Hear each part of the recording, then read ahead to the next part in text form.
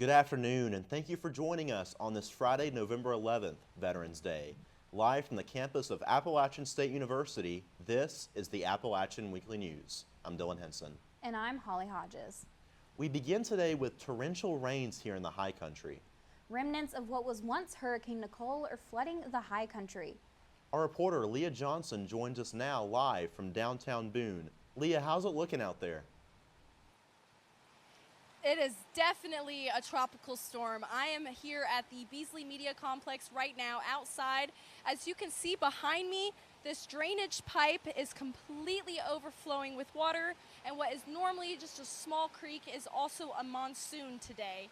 All around campus, a lot of places are flooded. Today I witnessed Durham Park was completely flooded. Many walkways were unwalkable for students, and I saw a lot of students walking to class. It's very rainy out here. It is very wet, and there is a lot of flooding going on. There's a lot of flooding going on around campus, and there is a lot of flooding going around on the roads.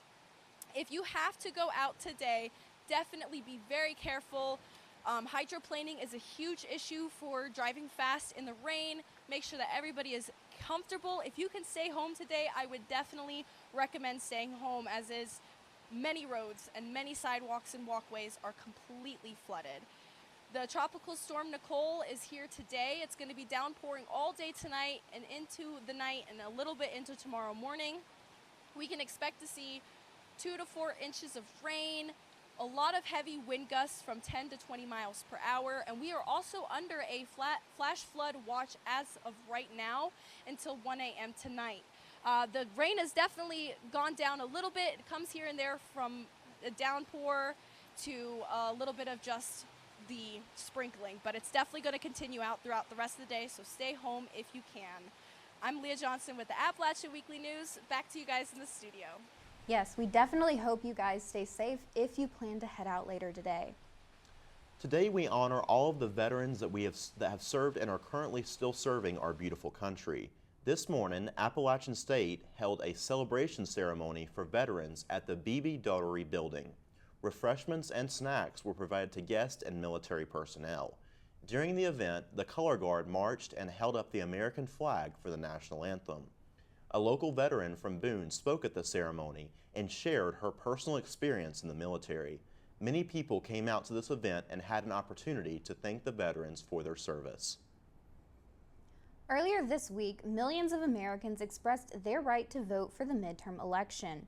The State Board of Elections has not officially declared the winners, though roughly 99% of the total votes have already been counted, so the result totals may change. For North Carolina, Republican Ted Budd is the projected winner for the U.S. Senate.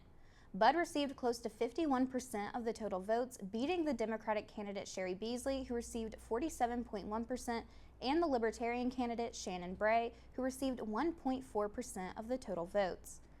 In Watauga County, Beasley received 50.7% of the total vote, while Budd received 46.6% and Bray received 1.6%.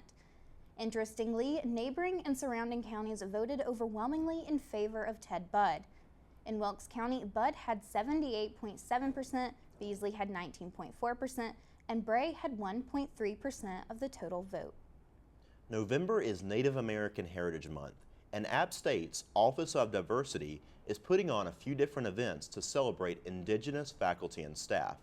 This past Wednesday, the Office of Diversity hosted a panel called We Are Here, where different Indigenous students and staff discuss what it is like being Native American at App State and what the month of November means to them.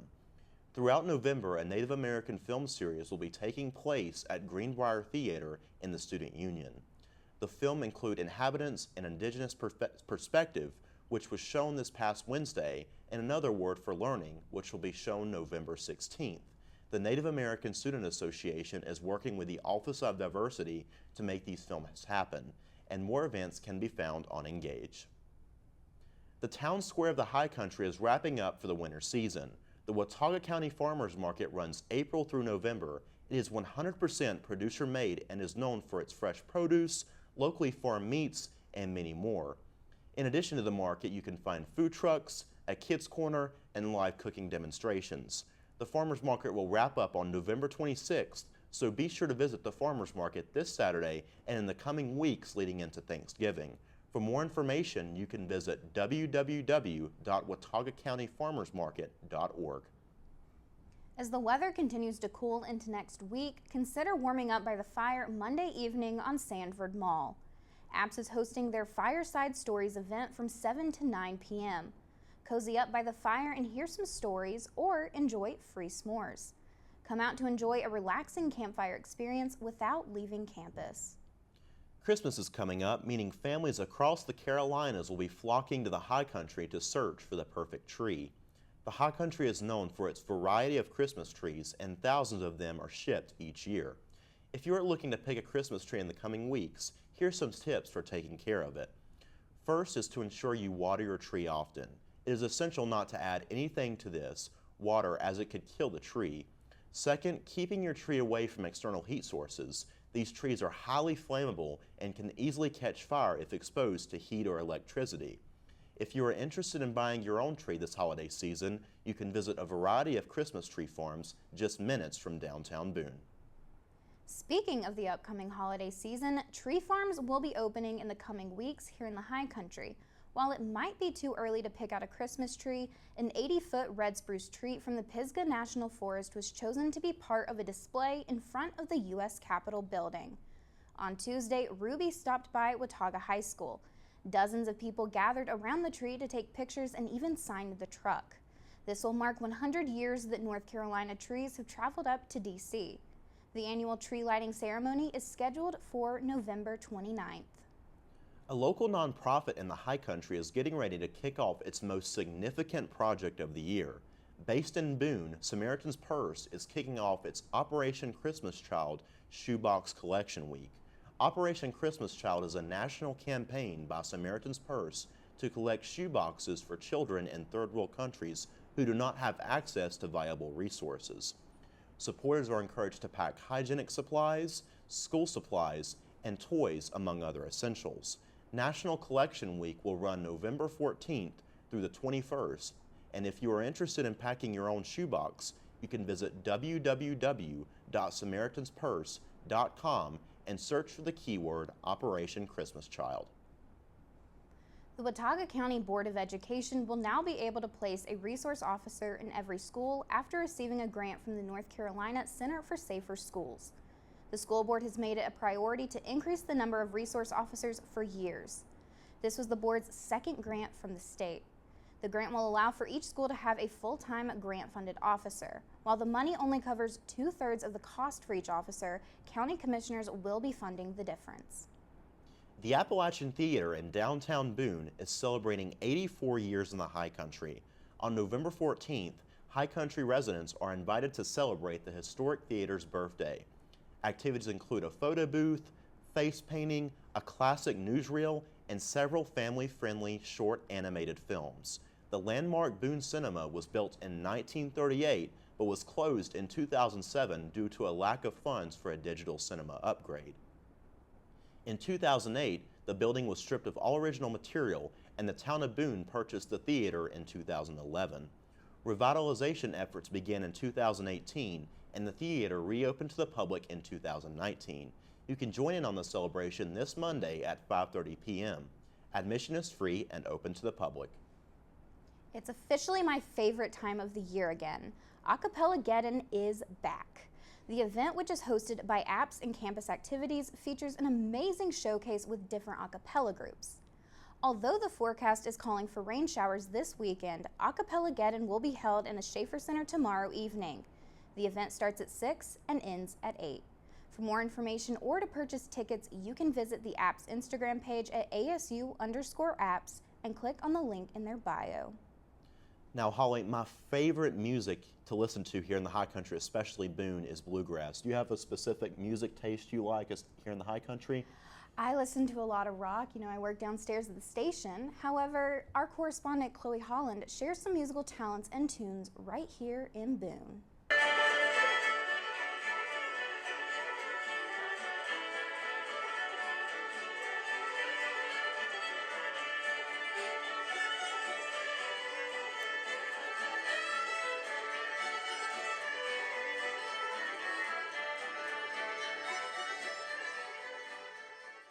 We have a lot of different events here. The Jam has been going for maybe close to 15 years now, and it's kind of the only weekly public gathering for this style of like mountain music, pre-bluegrass music with fiddles and banjos. Well, I love it. Being a musician and music lover, we have a music lesson program that takes place here 2 nights a week. We have indoor concerts in the fall, winter, spring. We have summer concerts on the lawn. So this is just like the Jones house that I know and love. The Thursday night jam is a community event. It's not a performance. They're not professional musicians, and often there's just as much like talking about what people did this week or that kind of thing, a gathering of friends, just as much as the music. Well, that's a recap on Old Jam Night here at the Jones House on King Street. If you're interested in coming out to Old Time Acoustic Jams Night, the event is held every Thursday from 7 to 10 p.m. Feel free to engage in other events held at the Jones House, and for any other questions or concerns, please contact Brandon at brandon.holder@townofboone.net. And for the Appalachian Weekly News, I'm Chloe Holland. Back to you.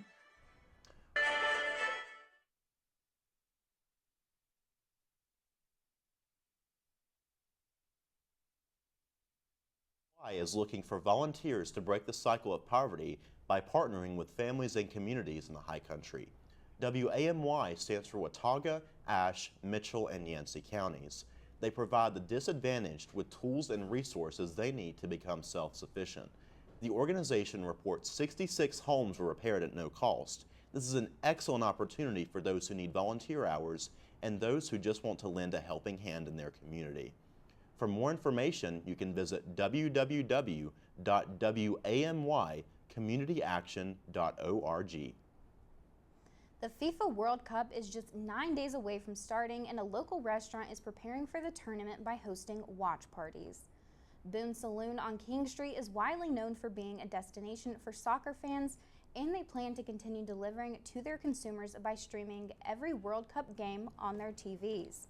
Boone Saloon will also host a watch party for all 3 of the USA men's national team group stage games and any other games they play if they progress into the knockout rounds. Boone Saloon is the premier soccer place in the high country. So what we're going to do is what we always do, and that is have all the TVs on the World Cup on every single game except for Thanksgiving. And then we will also have a beer special. We got Oscar Blues has a Oscar Lager, and they paired up with American Outlaws, so we'll have that on special for USA game days. And then we'll be opening at noon. During the group stages, USA play all the Western Hemisphere plays at 2, so we have plenty of time for that. Definitely recommend that people get here as soon as we open up, especially for USA game days. Boone Saloon is the premier soccer place. The World Cup kicks off Sunday, November 20th with hosts Qatar facing Ecuador at 11 a.m. The United States play their first game November 21st against Wales with kickoff at 2 p.m. So make sure to stop by Boone Saloon to join in on the World Cup experience. Speaking of sports, Holly, have you ever considered all the moving parts that goes into a live sports newscast? I definitely have, and it takes a lot of work behind the scenes. Our reporter Leah Johnson shows us what goes into recording live sports at App State. Everyone loves to watch the App State sports games, sometimes in person and sometimes at home on ESPN+. Today we are going behind the scenes of App State athletics. Now the starters for your App State Mountaineers. Students and App State staff are behind this operation of broadcasting for ESPN+. They work together as a team using cameras, footage replay, and headsets to create a successful live show. My favorite part is when we get fan shots and there's someone that you get on camera that's like so excited and you can tell it like made their entire day. There was a little boy sitting behind my family at the last football game, and his dad was talking to my dad saying like, oh my God, like your daughter just made his dreams come true because you got him on cam. So it's definitely like making people's days. It's so much fun. Each student employee has a specific responsibility during the game. Definitely being down on the field for any sport is really fun, so just working cameras. Some students work cameras, and they are responsible for getting all the action down on the field. Hardest part is sometimes in football it's hard to find the ball, and you do get faked out sometimes, and I'm like, dang it, I just got faked out by what was supposed to fake me out, but that's not supposed to happen to me because I have to get all of it. During the game, the broadcast director communicates with the employees over the headsets about which camera is going live and what kind of footage they need. I would recommend researching like all the different sports prior to starting working, and just kind of, having a really positive attitude, to just get out there and do it. With the Appalachian Weekly News, I'm Leah Johnson. Speaking of sports, football season might be coming to a close, although basketball season has just started here at App State. Dylan, have you had a chance to go to a game this week? I have not. I had to work sadly the last 2 games, but we won big. And also, Alex, could you tell us more about sports this week? That's right. Basketball season is back, and App State men's basketball program had a dream start with 2 wins this week. App State first Warren Wilson at the Holmes Convocation Center Monday, where they thrashed the Owls 142-74, setting a new program record for most points scored in a single game. App State then secured their second victory last night at home against NC Central. The Mountaineers beat the Eagles 79-74 in overtime. The Black and Gold returned to action Tuesday against Louisville at 6 p.m. with the game broadcasted on ACC Network. App State women's basketball program had their season opener on the road against Conference USA champions UNC Charlotte on Tuesday. It was a tight game between the two sides, with the 49ers winning the game 94-98 against the Mountaineers in double overtime. App State women's basketball returned to action tonight at Richmond, Kentucky to face Eastern Kentucky University. The game starts at 7 p.m. and will be broadcasted live on ESPN+. App State football team is currently on the road to Huntington, West Virginia for their game against Marshall. The Black and Gold are 4th in Group A for the Sun Belt with a record of 5-4 overall and 2-3 in conference play. The Mountaineers should start picking up some wins in order to avoid having their first losing season since 2013, where they finished 4-4 in conference play and 4-8 overall. The Black and Gold will aim to climb up the Sun Belt tomorrow afternoon against Marshall at 3 p.m. with the game live on ESPN+. App State field hockey season came to an end last Saturday in their 3-1 defeat against Miami University in the Mid-American Conference Championship. The Mountaineers had a historical season as they finished 14-6 and earned 10 consecutive wins. Grad student Frederica Stegan racked up her App State career as the all-time assist leader with 31 assists and was named Mid-American Conference Offensive Player of the Year. Not a bad way to end a successful career here at App State. Last week, Appalachian FC announced Mike Raymond as the new general manager for their club. I sat down with Raymond to talk about his new position. To be able to support my family, make an income while doing something I love, that's why I consider it my dream job. If you've attended any Appalachian FC games or been to the store, then you definitely ran into Mike Raymond. Really just asking me if, I knew anybody that might want to be involved. Just knowing that I was involved in the soccer community, and really as soon as he said that, I was like, well, I might be. Raymond's involvement made it easy for App FC to find a general manager, with the best candidate already being part of the group. So the past 8 years, I was a project manager for a construction company out in Banner Elk. This is a great change of pace. Not that this doesn't come along with other sets of stressors and stuff like that, but it's just different. This is something I really love to do. If you look around and look what all we have to keep moving and stuff like that, but for me, it's just not, it doesn't seem like work. It's just more, it's fun. I love the sport. I love all the people that are involved with the ownership group. It's a fun group to be around. With Raymond now being full-time with App FC, he now has more time to make the team more involved within the community. Some things that I'll be able to do now is, and a couple really cool things is, one, hoping to start in the second semester of the K-8 schools, but introducing a reading program. So if kids read a certain number of books or a certain number of pages, however we structure it, then, leading into the summer when they have games, we can give those kids that have read books tickets or season tickets or hats or merchandise or whatever it may be. App FC's rapid growth has been huge for the soccer community, being highlighted by the county. it's exceeded everybody. And then, you know, to win Startup Business of the Year in 2021, you know, to be recognized for growing so quickly and, you know, being successful, it was nice. That's all I have for sports this week. Dylan, Holly, back to you. Thanks, Alex, and hopefully the women's basketball team will be able to pick up a win tonight. Members of the Appalachian newspaper based here in Boone took to Washington, D.C. a couple of weeks ago for Media Fest 22. The newspaper won 19 National Media Awards. In addition to these awards, their advisor, Allison Bennett Dyke, was recognized as a 4-year Distinguished Newspaper Advisor for 2022. That's not all. The Associated College Press announced the Appalachian Weekly News was among the top student broadcasts in the United States, winning the Broadcast Pacemaker Award. Yes, I have to say this is a very nice plaque. Yes, and we here at AWN would like to thank our advisor, Jim Newman, who works very hard, and last year's producer and director, Connor Davidson and Zach Masters. We couldn't do what we love without you all. That's all we have for today. On behalf of everyone here at the Appalachian Weekly News, we extend our sincere appreciation to our veterans for their service. And we thank you for joining us on this edition of the Appalachian Weekly News. I'm Holly Hodges. And I'm Dylan Henson. Be sure to join us next week for more news and sports. Stay dry and safe out there, and thanks for watching.